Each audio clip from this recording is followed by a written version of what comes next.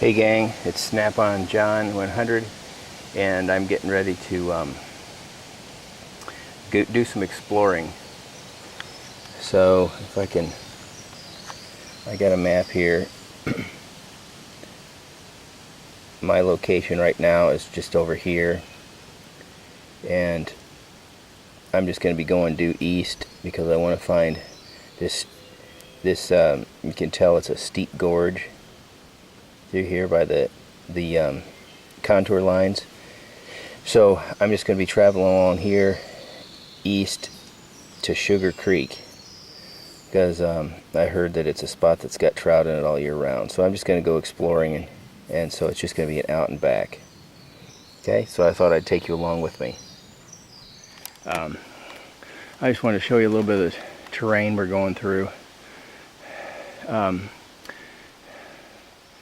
That's the easiest line of travel, so I'm going to go up that way. However, the compass bearing, if you look, I need to be going this way, but I'm going to be going that way, which is just about 10 degrees or so, 10 degrees to the towards the north. But that looks a little bit harder to go through than up through there, so I'm going to start up that way and then I'll veer off. I have a catching feature, which is Sugar Creek, so I could just walk with it and have the sun on over my right shoulder and I'd be fine. But it's a little more fun to use a compass, and everybody needs practice, so that's why I brought a topographical map and a compass, and that's also a safety thing. You don't want to just wander off. I'm also carrying a sweatshirt, even though it's 70 some degrees. I just got that around my waist. I got a fanny pack on, so I still can't carry a pack. But anyway,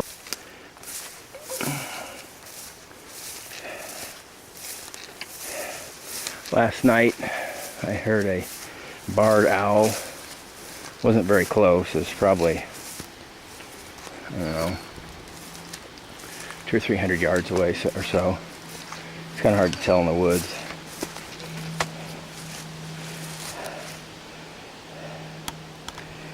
There's some huge tracks right there. You can see dew claws and everything.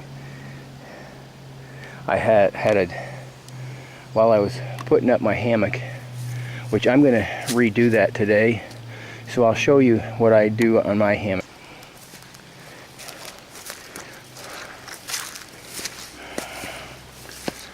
Let's kind of watch my step through here.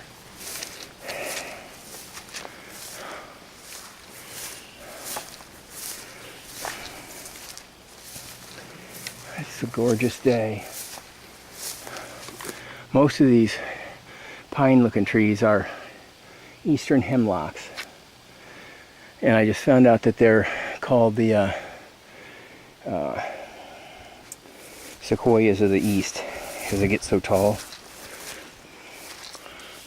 The ones around here are pretty tall, but it's been logged before, so there's a few trees with maybe 3 feet in diameter or so, but that's not very many. Okay, I'm coming upon a clearing. You guys might be surprised what's up here, but I'm not.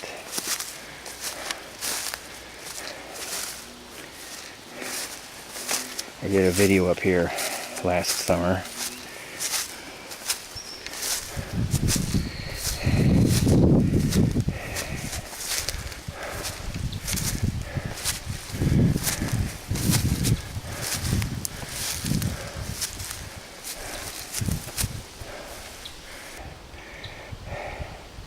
Loaded with little small bass. And I'm going to have to be headed, I think, off that corner. Let me check my map or my compass again. That looks right. Yeah, I got to go straight up that way. So I'll walk over there, show you the density of the woods.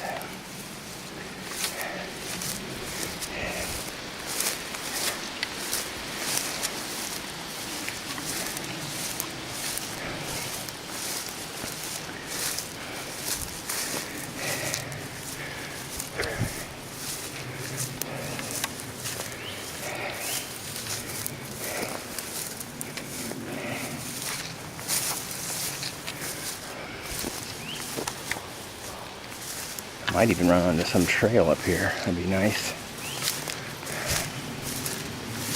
think there's a few trails around.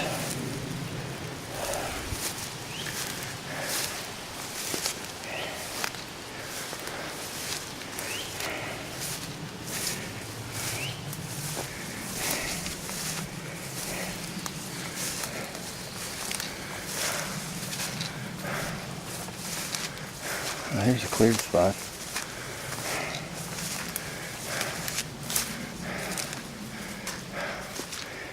Hey, this is a trail.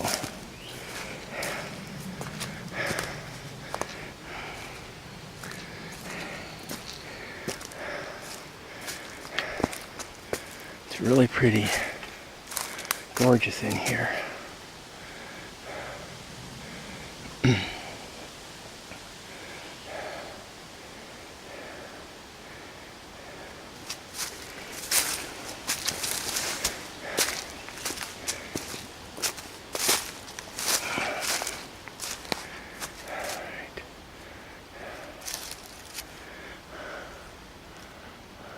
I'm all set, and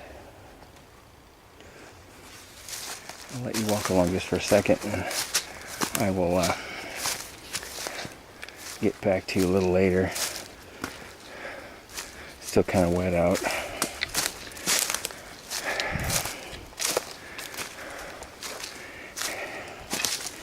Hey, I just found a turtle. Very cool.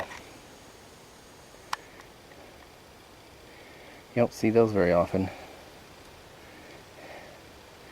And that's a water turtle.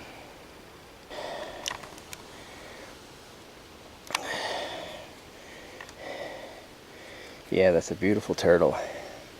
Real pretty orange stripes on his neck and feet, legs, whole bottom side of his shell. I don't know if I can see that very well, but it's all orange. Very pretty. I'll let this guy go. He was, I don't know if he's old enough, but he might have just been up here trying to lay eggs or something. Not very far from the water. Right. Along the way, pretty old, interesting tree. Those are some sort of like white pine or something. It's not a hemlock. It's got long, thin needles. Not sure exactly. I think it might be white pine. But here's the terrain I'm in. So you can see that the trees aren't that big.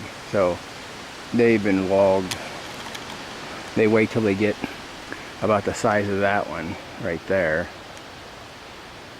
which is like 2 feet, maybe 2 feet or 2.5 feet, and then they mark them to be cut. I guess the whole idea is keeping the forest thinned enough that wildlife want to stay in here. Because if it gets too dense, old growth forests don't have that many, like that much wildlife as the newer ones, especially edges is where most, like deer, I really thrive around edges, not in the center of the woods or anything, because there's not as much browse. I just wanted to stop here for a second because I just stumbled upon a horse trail that's not marked on the map. But yeah, I think it is marked on the map. It's continued on. It's an old. There's the map. I started where my thumb is, and now we go along here. I ended up walking downhill a little bit because of how thick the undergrowth was, and now I'm where that dotted line is right there. As you can see, the terrain is still pretty flat here, but it's just starting to slope gently off. So that's how you can tell that's the spot where I am. And I'm going to use that as a catching feature on the way back. That's the other reason why I wasn't real concerned with dead reckoning with the compass, because when a woods is this thick, if you don't have a catching feature, you've got to do that, and it's really a pain, because you've got to shoot an azimuth or take a bearing on it. I guess take a bearing is the correct term. Take a bearing on a tree and keep that tree in view. You can't even look down or anything, because the trees are mostly the same size. If you look down, you look back up again, the tree's gone. So here's another way of figuring out where you are on the map if you find something like this. This is a terrain feature. If you look on my map, let's try to get in a shady area. Right there in the center where there's a white, that's where there's no forestation. So that's grasslands. And when I was walking, I could see it, so I walked a little bit south, and that's where I came out on this, and this is the area on the map. So that's another clue as to where you are. So now I know exactly I'm in this corner. I'm in the northeast corner or northwest corner of that white spot. So now if I just walk straight along the corner there, I should end up down by the creek in no time. Well, as you can see by the terrain, the map was correct. It's practically a cliff, but not quite. I'm just going to be super careful because I only have one shoulder and I can't afford to slip and try to grab onto anything. But down there's enough little switchbacks I can make it, but it is probably 200 feet down. So, but this is my destination. As you can see, it's not huge. The creek is the correct name for it. Mike, my friend, I'm surrounded by birch trees. They have horseshoe fungus on them though, or horse's hoofs, or whatever it is called. It's the tender fungus, not the chaga. There's a huge birch tree right there. So I'm not without tinder. I just happened to see that, so I want to make sure I told you, because before I told you they were scarce around here. And here's Sugar Creek. Kath, I wish you were with me. This is beautiful. This video is dedicated to my beautiful wife, Kath, who is working today and can't come down.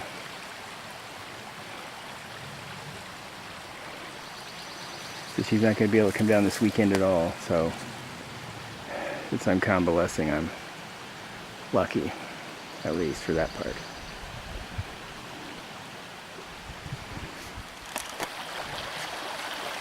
The deer flies are horrible, but that's to be expected. I have some bug repellent in my pack. Put some on before I left, but they don't seem to be paying much attention to it. Very pretty.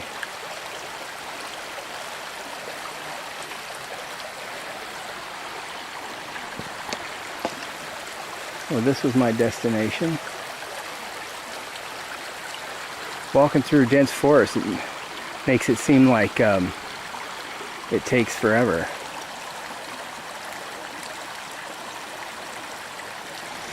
Oh, I'm going to take a breather. I just wanted to go over some of the stuff I got with me. One of the things I carry with me is I call them a survival staff. It's the stick that's forked on one end, and it's taller than you are by, I don't know, 6 inches to a foot. And the one end is pointed. I don't point the forked end because in case I have to use it to pin something down, I don't want to accidentally stab them with it. So unless I'm going to use it for killing something. Right now I don't want to have it like that. But one of the things that's indispensable, besides the fact that it's a third leg that right now is coming in real handy, it protects your eyes, because the woods is so dense here and there's so many pine branches and all kinds of things that you're going through. I use that to push the small sticks and stuff away from my face when I'm going through it. So it saves your eyes a lot of times. Well, now I'm sitting down. Hopefully I'll be able to stand back up. I'm on a bed of shale. It's next to this beautiful creek, Sugar Creek, what it's called. Now I just wanted to go over how I did this map and compass thing. I hope you'll be able to see it. I started out, let's see, I can't really even see myself in this viewfinder. Well, I'll just assume it's working. They can't see very well on my side.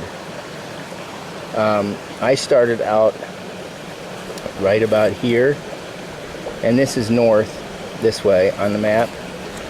Every map I've ever heard of, north is up. So I started out right here.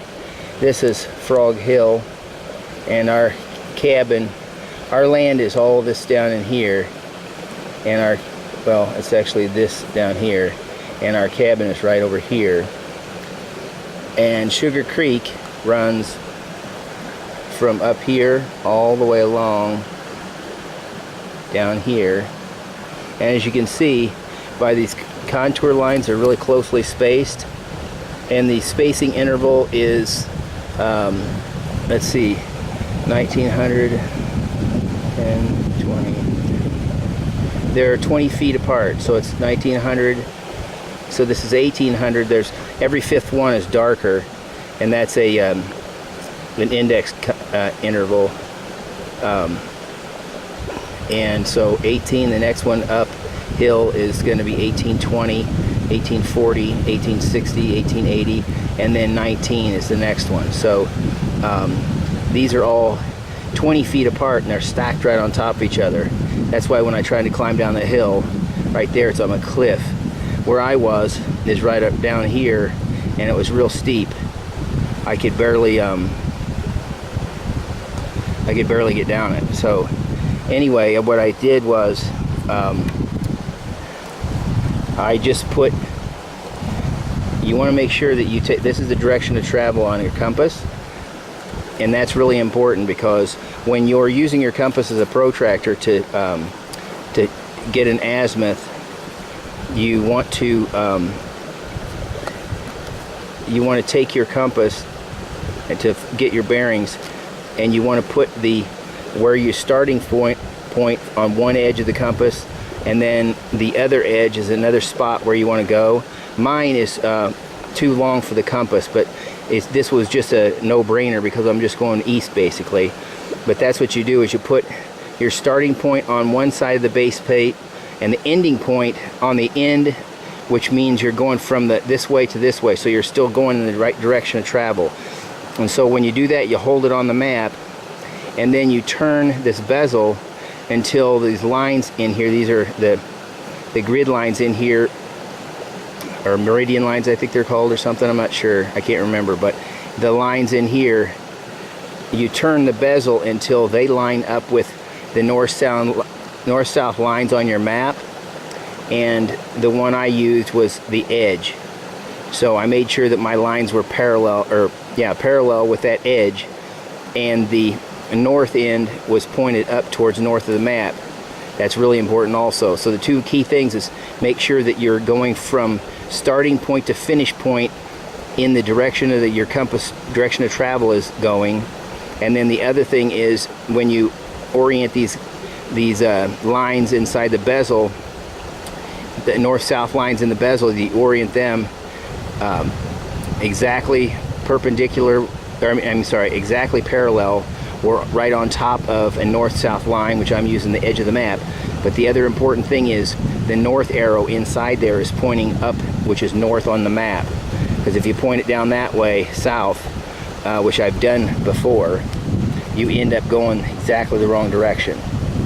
I immediately knew something was wrong because I was pointed the wrong way, but that's how you get screwed up. So those are the two key things.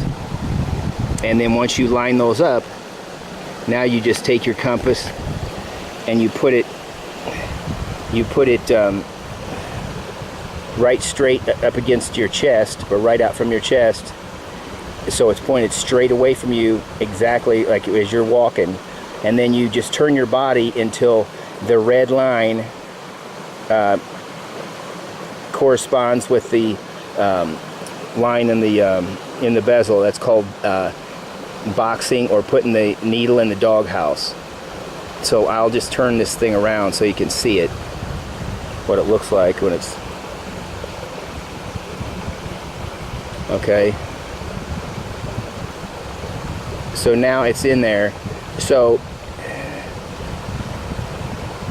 I have to make sure that I'm going that way, and actually it's pointed exactly straight toward me, which is, I was going east, so to get home I got to go west. So an easy way to do that is to turn the compass around backwards and then do everything like that, box it that way. Or another trick is just turning it around and putting the south end of the arrow in the doghouse, either way. But that's just a little, this was just a no-brainer one because I had chair rails to walk to, so I couldn't overshoot, but that's the way I got out here. And I just thought I'd go over some of the stuff I brought with me. I brought my cup because I'm going to be able to boil water. This is a fanny pack that it's actually fairly nice. I just got it at Walmart. It's their Field Line Pro series,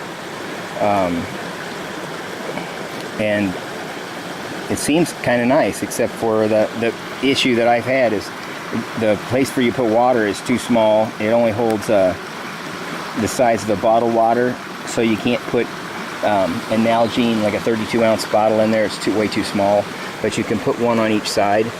So I just put a bottle of water on each side, and then I put this cup on the back because I don't want to use up the space inside. And then that's my water system. And in this pocket I've got a little tiny first aid kit. It's a one-person, it says multiple use, but it's basically just a small thing for blisters and stuff. My fire kit is right here, and in that, let's see if I can open it up.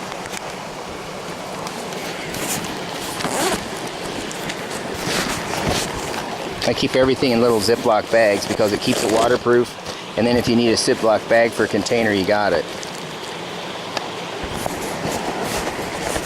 So I'll get everything out of here that I keep in it. Okay, the contents of this thing, it's got a lot of stuff in it. First off, I have an extra, let's open. I have an extra Swiss Army knife that I keep in here. I think this is a Tinker model. I got the screwdriver insert that fits inside the corkscrew, but it's got a large spear point blade and a smaller blade. It's got a really good saw, which is my favorite part, scissors, and then the two screwdriver blades / can openers, and then an awl in the back and the corkscrew. But I keep that with me. I keep that in my fire kit in case all I have is my fire kit with me. In here I've got a piece of chert that is wrapped with plastic so it's not cutting the bottom of the bag. Jute twine, I got that for using as cordage, but it's really in here for making a bird's nest out of. In this bag I've got a couple of small pieces of fat wood. Sorry about that, I'll try to keep it. I got a couple of small pieces of fat wood in here. And in here is the ever-present, phenomenal gel wax cotton balls and keep them in there. And then this one, I have a strike force and my spark light, that emergency one-handed sparker that I now let people see it. Maybe they haven't seen this video.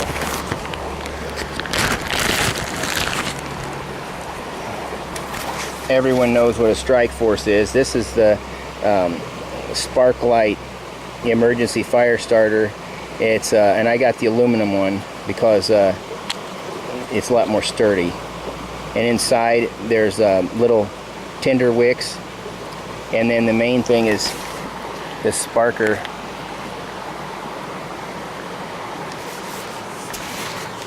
This sparker right here, that there's an arrow on it, so you spark in the direction of the arrow and it shoots sparks out the other side.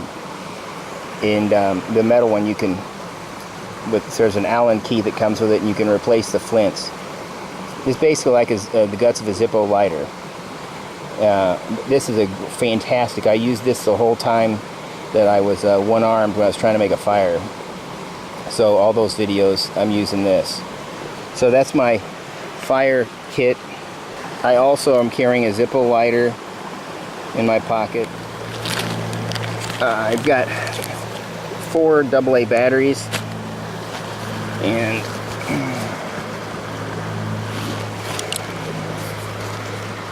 I've got a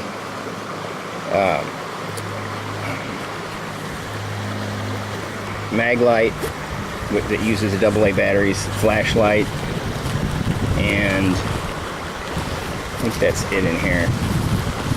Yep, that's it, and that for that pocket. Now in the main compartment, I've got toilet paper, wet wipes. Here's my bug spray. I can make sure I keep that in a plastic bag, because if that ever leaks on anything, it's got DEET in it. It's DEET, which is something that attacks everything. So you want to keep that off anything plastic. I got several hanks of paracord in here. There's another one. I got a spork, 2 packs of ramen noodles, and plastic bag. The other thing I brought with me, because I didn't know what was in store, is I brought a bag of birch bark. That's why it was funny when I found all these birch trees. They're everywhere now. I brought birch bark and some dried grass with me, because it had been raining so much, and walking through the dense forest, there's not a whole lot of where it's wet like this. There's not a huge amount of tinder. A lot of the best place for tinder, like the areas where the sun gets to everything, like fields and stuff. And so I just brought mine with me. A pair of leather gloves, a cotton bandana, let's see, a emergency space blanket. I'm sorry, this isn't an emergency space blanket. This is a space blanket, but this is a reusable heavy-duty space blanket. And in a pocket of its own, I have a little mini survival kit in here. A couple of bungees that I can use for snare engines, or with my tarp. I got a folding saw, Gerber folding saw. And I've got a Gerber Big Rock camp knife. I got the one that's non-serrated. That's actually a pretty nice knife. It's 3/16 full tang. The fit and finish is really good. And I put a convex edge on it, so that's like a razor. And last, I think, at least, yep, the last thing I got in here is I've got two 3 mil contractor bags in case I need to use that in conjunction with the space blanket. That's what I brought. The main knife I'm carrying today, I got this from the canteen shop. It's the sheath is really nice. It's got a fire steel loop on it, and I turned it into a dangler because I like danglers, so I put this carabiner on here. The knife is called the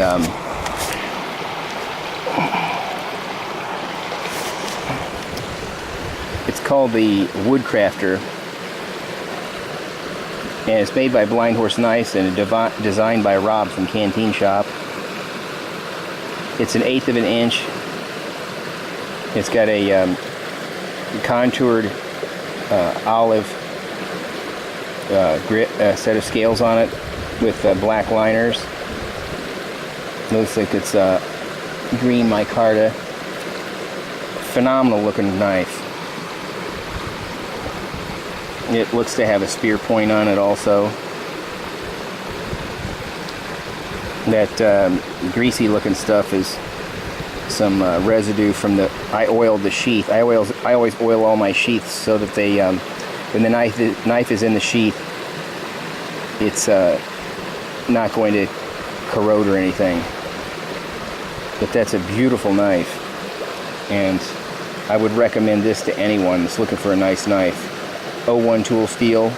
It's by Blind Horse Knives make it, and Rob from Canteen Shop designed it. So that's the knife I'm carrying today, and that's what I got with me. And let's give you another pan of what I'm looking at. It is so beautiful out here.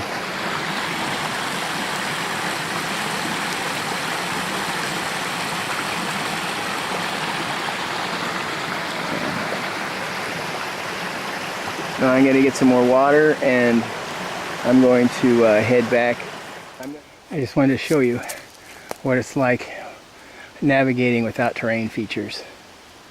As you can see, you're in the forest. There's nothing, like there's no hills, nothing, because you're in it. So, and the trees roughly look the same. Like there's a distinctive pine right there, and there's one over there, but like, unless you're using that to walk to, there's nothing really to see. So that's why you've got to glance at your compass or try to keep the sun on your, now it's on my left shoulder. However, some dark clouds have been coming in, so periodically the sun's gone. So it's just kind of light, you can't tell really where it is, but this is what I'm dealing with. So what I do is I now switched it to west because I was going east before, and as you can see, the compass north end is in the doghouse, which is between right there, which has got the fluorescent lines. So as long as I can keep it that way, my line of travel is straight off this end of my base plate. So that means that is west. So I can walk towards that one pine tree right there, and then get on the back side of it and look again. That's kind of what you have to do. Another trick that kind of helps me too is when you just want to be in a general direction and you're kind of just going by the seat of your pants, but you have a compass, is when you're going around objects, don't always go around, like if you get to a place where you can't get through it because of dense undergrowth, don't always go to the left of it. We have a tendency to always seem to go one way. One time go to the left of it, the next time go to the right, and switch back and forth. If you have to go to the left twice, go to the right twice the next time. And that way you don't end up drifting off in that one direction, because that's what will happen. You'll end up drifting off to the left unless you're doing pace counting, and that's when you get up to a movable object and then you just turn. Like if I'm going west, and I would turn and go due south if I'm going to the left of it, and count paces, and then stop and turn back west again and count a number of, and then just walk until I get around the impassable object, and then stop there, and then turn north and walk that same amount of paces that I turned south, and then once I get that pace count, then turn and go back west again. That's the textbook way of going around something. But when you're just kind of doing it like this, where there's a catching feature and you're not all that concerned, you're not counting paces like that, it's just a good idea to try to vary back and forth when you're going around things. Oh, the road I came out on is my driveway. Right there, a little orange sign on the ground, is the start of my drive. Up that hill that's Frog Hill, Frog Hill Road, up that way.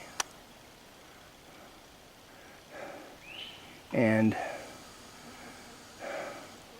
down this way is my cabin. So now I just follow the road. Well, I thought I had it in my fanny pack. It was in there. I just didn't see it when I was taking stuff out. It's called You Dig It folding shovel. I got mine at Campmore. It seems like it's Survival Technologies is a brand, but I'll look on the shovel itself. I can't remember exactly, but I got it at Campmore, and a really good price. But you have to be careful. They have a Coleman one that's a lot cheaper, that's not nearly as sturdy. So make sure you get the one that's You Dig It, and I'll let you look at it.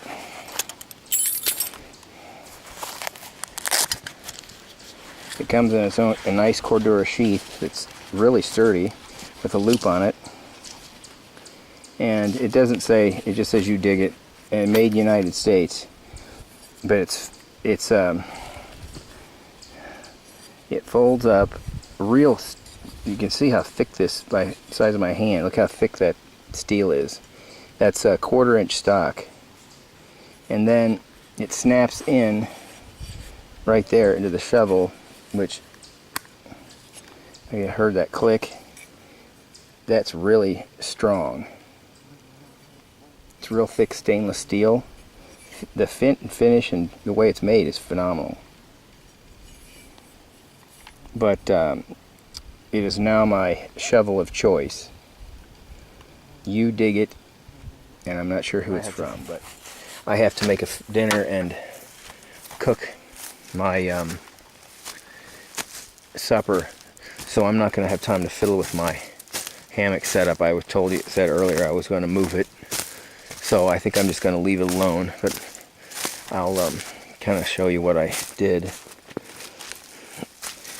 This hammock is a DD hammock that was bought for my birthday last year, and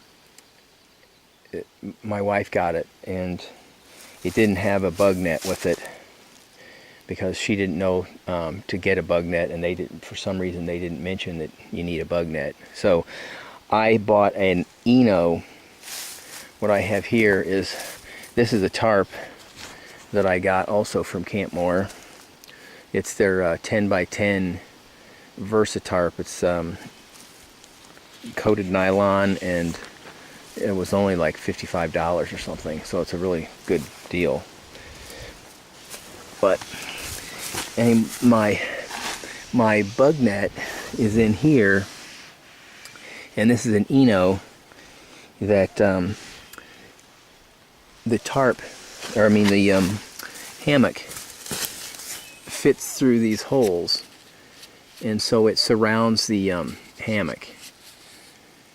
But it's a lot more of a hassle because this white line right here is the line that the bug net is fastened to. So you have, first you have to put this line up, then you hang the bug net, then you've got to take Another, if you want to have a ridge line inside for your hammock to hang stuff on, you got to run another ridge line inside the bug net and then fasten that to the tree like I did here. And I used trucker's hitches. And so then you got to run that line. Then you take your hammock and you put it inside the bug net and then come out through these holes and hang your hammock. I've got my hammock is hung on, I bought climbing rope. This rope right up here, and then I just tied figure 8 knots in it every so many inches, and so then I clipped onto that. So that's how I'm hanging my hammock, is with carabiners, and there's one right there. There's a carabiner and then climbing rope that comes up here. And then after that, then I put my ridge line up for my tarp, because I wanted to make sure the bug net and all that was good. So then I put the ridge line for the tarp. So with this setup, you end up with 1, 2, 3 ridge lines, and then the straps for the tarp, or for the hammock. So it seems like it's a lot more trouble than just buying a hammock with a bug net already built in. But that is the setup. I'm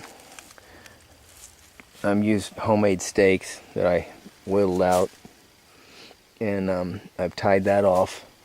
I tied this off to the tree.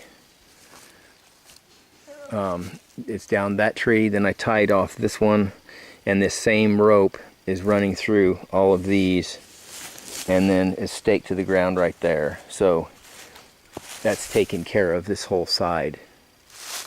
And then I just staked it off in 3 places to the ground on this side, because I'm close to that tree. So I just wanted to let you know that's what I was doing with that, because I'm gonna make a fire and fix something to eat, and I'm not gonna have time to fiddle with my hammock, because I'm a newbie at hanging in a hammock, and so I don't want to wait till after dark. It gets really dark in this forest once the sun starts to dropping. The sky's still light, but in the woods it's really dark, so you can't see anything. I hope you had a great time. I sure enjoy bringing you along with the hike I made today, and I just really enjoyed being out. It was a gorgeous day, and I got to see a lot of cool stuff, and I just wanted to share it with you. God bless.